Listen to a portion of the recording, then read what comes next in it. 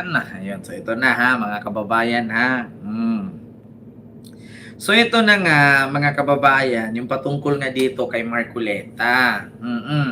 Kung naalala nyo po mga kababayan, si Marcoleta po ay kinasuhan po ng ombudsman dahil po sa pagtanggap niya ng 75 million donation na imposible daw, walang kapalit itong magbigay ka ng 75 million at pinasinungalingan niya na pera daw niya ito at hindi niya idiniklara ng ayos sa COMELEC.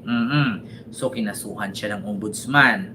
Oo. So ngayon mga kababayan, posibleng kung lumusot man si Marcoleta sa kasong plunder sa pagtanggap ng 75 million na hindi naman niya idiniklara ng ayos, at yung hindi niya paglagay ng tama sa SALN, mga kababayan, merong panibagong dagdag kaso kay Marcoleta na kung saan mga kababayan ito umanong allocable galing kay Cabral na 500 million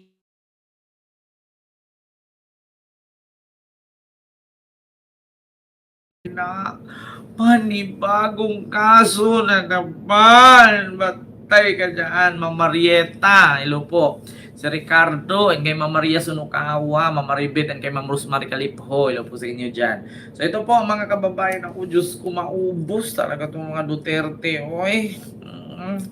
Ma'am Jennifer, ayun Ma'am Maria Sunukawa, hello po. Nanay Minda, Ma'am Lili Tonini. Maubos talaga mga kababayan ito mga DDS senator. Mauubos talaga sila. Nako, matapos si Jinggoy, susunod si Marcoleta. Diyos ko, giahak. Eto na. May ads lang po ha.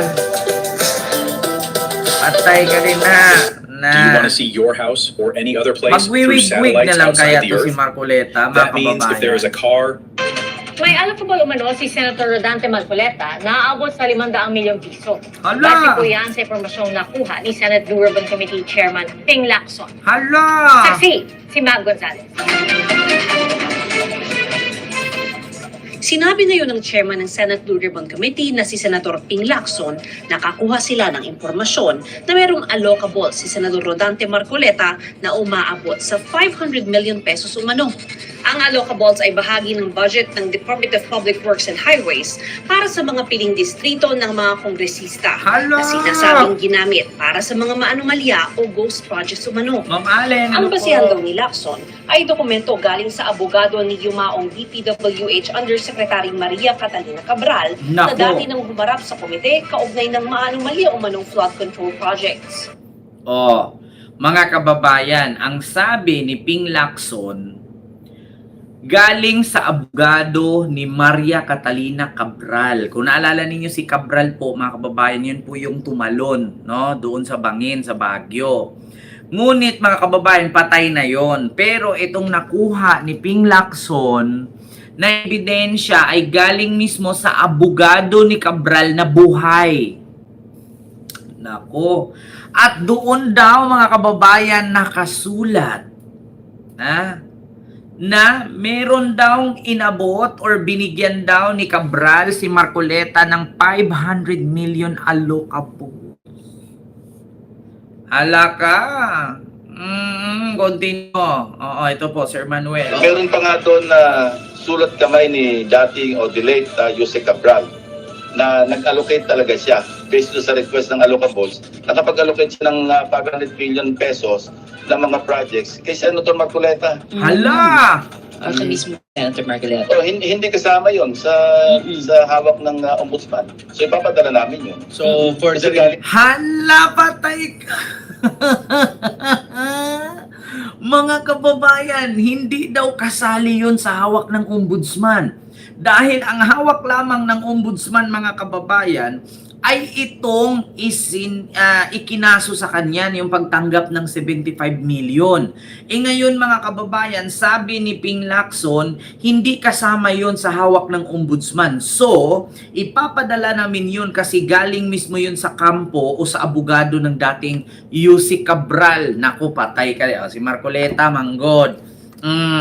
Yan, inaaway mo kasi nang inaaway si Lacson eh. Ayun, tinutuhanan ka na. O, 'di ba? Ayan. Mauna karon, patay ka diha. Napatay tayo diyan, Marcoleta. Ha? Mga kababayan, ipapadala daw ni Ping Lacson sa ombudsman. Alo, patay, Marcoleta. Alo, panibagong kaso. Alo, patay, Marcoleta. Panibagong kaso, mga DDS. Mauubos talaga itong mga senator ninyo. Ay, yung mga senator. Naipadala pa naman ni Ping Lacson daw sa ombudsman. Nagiyak. Ala, mga kababayan. Ala. Pakinggan natin ha. Pakinggan natin. Ito ha. Meron pa nga doon na sulat kamay ni dating o the late Jose Cabral na nag-allocate talaga siya based doon sa request ng allocables. Nakapag-allocate siya ng 500 billion pesos ng mga projects kay Senator Marcoleta. Marawit vlog. Hello po. Mismo kay Senator Marcoleta. So, hindi kasama yon sa hawak ng ombudsman. So ipapadala namin yun. So, for Kasi the galing mismo yon sa kampo o sa abogado ni dating Jose Cabral. Paglilinaw ni Lacson, hindi naman iligal ang mga allocable. Pero tingin niya, hindi ito tama para sa isang mambabatas. Hindi ba naman aniya kasama sa irerekomendang investigahan ng ombudsman si Marcoleta? Sa ngayon hindi, kasi pero kung yun nga, merong ghost tapos ma-attribute sa kanila, kung magkakaroon ng ghost or substandard, it should be treated in the same manner na natrato ibang senador. Wala nang special dito. Ito na mga kababayan. Sa ngayon daw, hindi kasama si Marcoleta sa iniimbestigahan. Pero, kung dito sa 500 million allocables, or allocable, ni Marcoleta at masilipan ito, masilipan ito na may mga ghost project, may mga something, may mga problema, may possibility mga kababayan na sabi pa naman ni Lacson, wala daw, ano daw? Para sa isang mambabatas. Hindi ba naman aniya kasama sa irerekomendang investigahan ng ombudsman si Marcoleta? Sa ngayon hindi, kasi pero kung yun nga, merong ghost tapos ma-attribute sa kanila, kung magkakaroon ng ghost or substandard, it should be treated in the same manner na natrato ibang senador. Wala nang special dito. Dagdag ni Lacson, may kwento ang ilang kongresista. Yan. Kasi imposible daw mga kababayan, imposible daw na merong 500 million, 'di ba? Tapos wala kang masilip diyan na ghost project. Paano kung meron kang ghost project na masilip or di kaya substandard dito sa 500 million na to? Ang tanong ngayon mga kababayan, saan ito? Ang tanong ngayon mga kababayan, saang lugar ito? Mga DDS, naku, mauubos kayong lahat. Ang tanong ngayon, saang lugar kaya ito ginawa ni Marcoleta or tawag dito, iprinaject? 'Di ba? Saang lugar ito iprinaject ni Marcoleta? Yan ang katanungan ngayon mga kababayan. Kasi alam ko si Senator Ping Lacson, mga kababayan, marami talaga to siyang marami tong intelligence. Magaling yung mga Tweety Bird ni Senator Ping Lacson, mga kababayan. Nako, kapag nasilip ni Lacson yan, at nalaman-laman na meron palang mga tawag dito, ghost project at merong mga substandard na patay. Hala ka, Marcoleta. Continue. Na nagkaroon umano ng bukulan nang dumaan sa commission on appointment si dating DPWH Secretary Manny Bonoan. Grabe talaga to hindi siya pinangalanan ni Lacson. Grabe talaga to si Bunuan, mga kababayan. Meron pa yan siyang yung kabit niya. Di ba naalala niyo yung kabit niya dun sa saan ba yon? Yung merong resort, tapos may mga mamahaling motor na naka-aircon. Naalala niyo yon mga kababayan? Yung pinakita ni Peebles. Mamahaling resort, tapos may mga motor na mamahalin. Tapos nakita nyo naka-aircon yung mga mamahaling bag.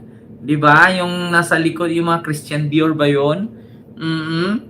Ala, patay ka din ha. Na ito man yung sinasabi ko ngayon, Marcoleta, nasisilip ka na. Patay ka. Continue. Si Marcoleta, ang chairman ng Public Works Committee ng CA noon. Actually, 1.5 billion daw yung hinihingi. 500 lang yung binigay. Hala, si Marcoleta pala ang chairman ng Public Works noon. Pero 1.5 billion daw ang hinihingi ni Marcoleta, pero 500 million lang ang binigay. Nako, hala. Totoo ba to? Ulitin ko ha. Ito ha. Ulitin natin. Oh. Ng kongresista na nagkaroon umano ng bukulan nang dumaan sa commission on appointment si dating DPWH Secretary Manny Bonoan. Bagaman hindi siya pinangalanan ni Lacson, si Marcoleta ang chairman ng Public Works Committee ng CA noon. Actually, 1.5 billion daw yung hinihingi. 500 lang yung binigay.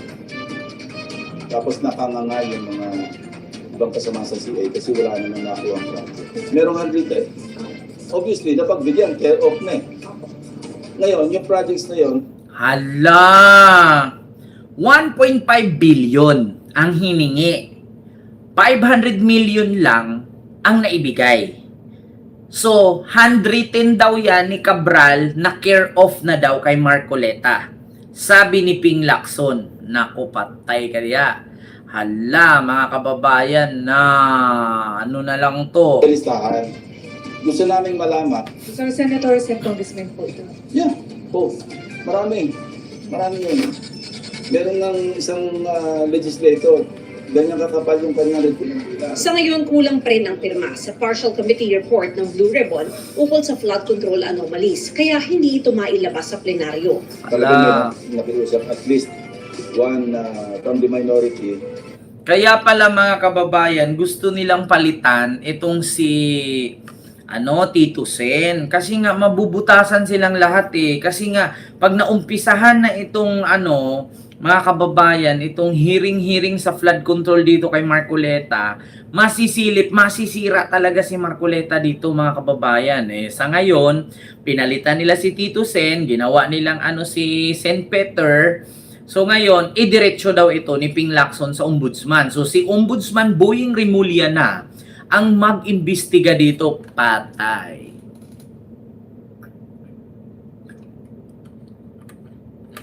Wala na. Finish na. Mga kababayan, finish na. Mukhang mauna pa yata si Marcoleta kay Jinggoy. Ala ka mga kababayan. Mukhang mauuna pa yata si Marcoleta kay Jinggoy. Na! Nakiusap sa at least sa isa sa majority na kung pwede wag mag-pena. I will not blame them, but I have a duty to perform. Kasi kung puro pakikisama na lang all the way, huwag na lang tayo mag-hearing. Diba? Maintindihan ko naman where they're coming from. Yung iba, parang kunustili ng bumati, yung iba hindi ako nakausap. Sa report, kasama ang pangalan ng mga senador na sina Chis Escudero, Joel Villanueva at Jinggoy Estrada na inirekomendang imbestigahan ng Office of the Ombudsman. Hinikayat ni Lacson ng tatlo na pumirma sa partial committee report para matalakay na ito sa plenaryo at magkaroon sila ng pagkakataong magpaliwanag.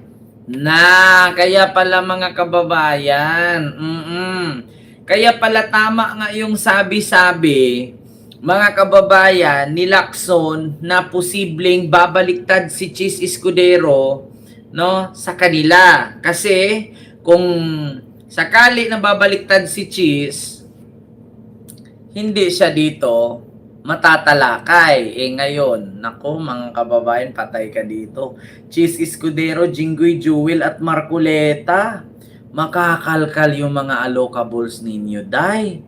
Nako, day, giunsa man na ninyo, day. Kung umabot kami sa interpellation, sa amendment, at makatwiran yung kanilang amendment, natanggalin mo yung pangalan ko dyan, dahil hindi totoo yan, ito yung aking depensa, at nanalo sa botohan, halimbawa, or na-convince ako as chairman, sponsor. Sabi ko, accepted. O di tanggalin yung pangalan niya sa final yung sa adopted committee report. Hinihinga namin ng panibagong reaksyon ang mga nabanggit, pero dati na nilang itinangging may kinalaman sila sa anomalya. Ako si Mav Gonzalez, ang inyong Oh. susi.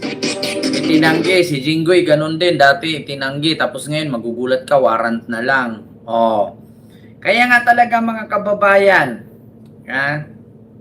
Patay ka dito. Ala, na dagdag kaso ba kay Marcoleta, mga kababayan? Ako po'y nagtatanong nga, 500 million allocable, dagdag kaso? Kaya nga may question mark eh. Ipapasa daw ni Lacson or ni Senator Ping Lacson sa ombudsman itong 500 million allocable ni Marcoleta. Patay ka din na, mga kababayan. Hala!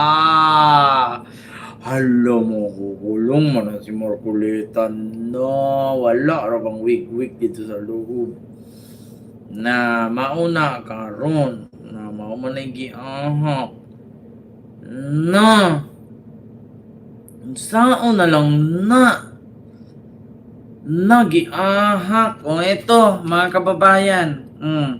Yung sunod na ating pag-uusapan, hala, giahak man na siya.